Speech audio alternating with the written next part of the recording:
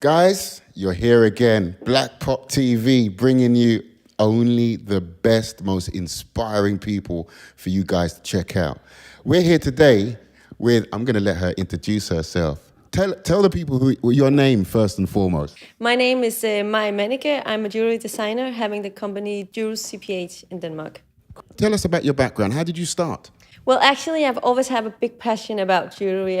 Since I was a little girl, I always made the jewelry on the kitchen table. It's the total cliche.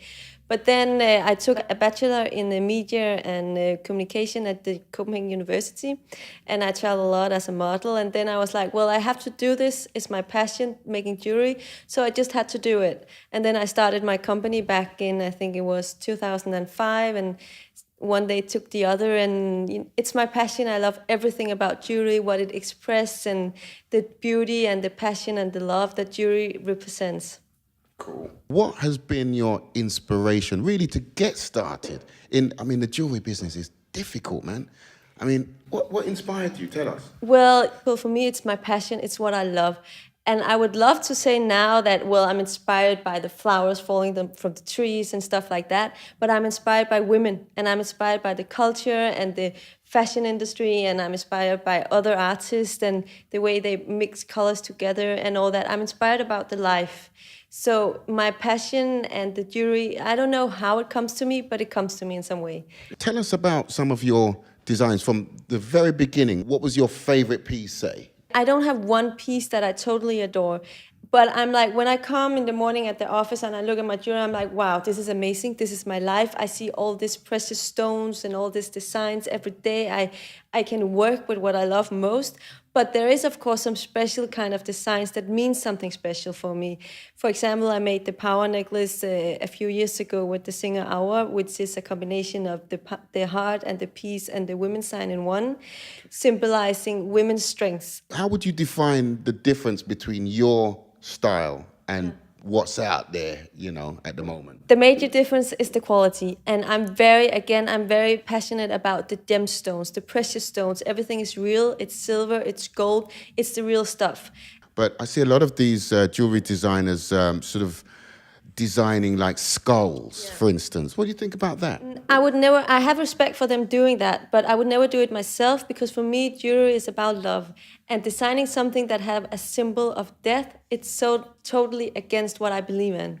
My darling, I recently was delighted to attend your recent showing, your new collection, in fact, in an amazing place. And the interior was sensational.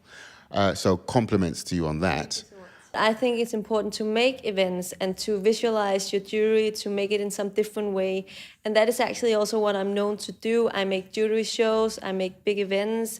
I do something other than other people, other jewelry brands do, because I think it's important to do something. Like fashion makes shows, well, why shouldn't I make a show? What inspired you? What gave you the idea to sort of make a presentation? Well, I was like, we have to make something extraordinary, something that is very clear to see, because at JEWLSCPH, it's an amazing area, a big room, and there's very high up to the roof, and everything is so elegant. And we have to make something that symbolizes also nature and that. And I was like, let's put the jewelry in some ice.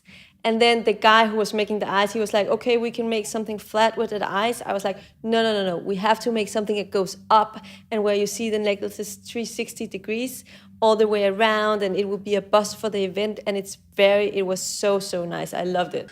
Who was the guy who made it? It was a guy called Tommy from something called Plus Eyes. He's making like a lot for also putting jewelry, putting flowers and putting everything in ice. I mean, whatever you want to. But as a client, you have to also know what you want. Sure, indeed. And I love the building, even though some of you out there don't agree with the Freemasons. And I know from the stories that I've heard about Freemason buildings, women were not allowed in there. So I actually enjoyed... They are now for sure, yeah.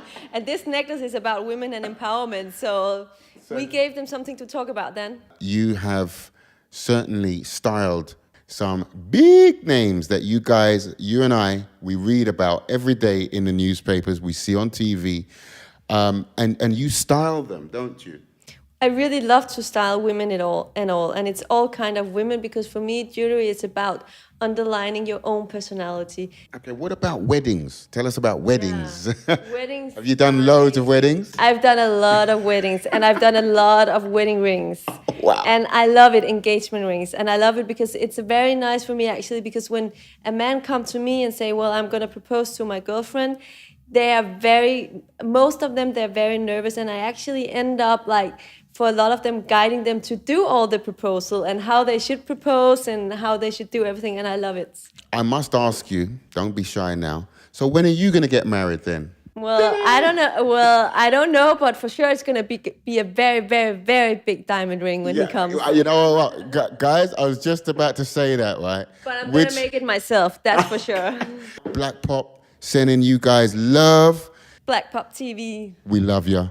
Thank you so much, Mai. Give me a hug. Give me a hug also. Perfect. Thank you. Thank you.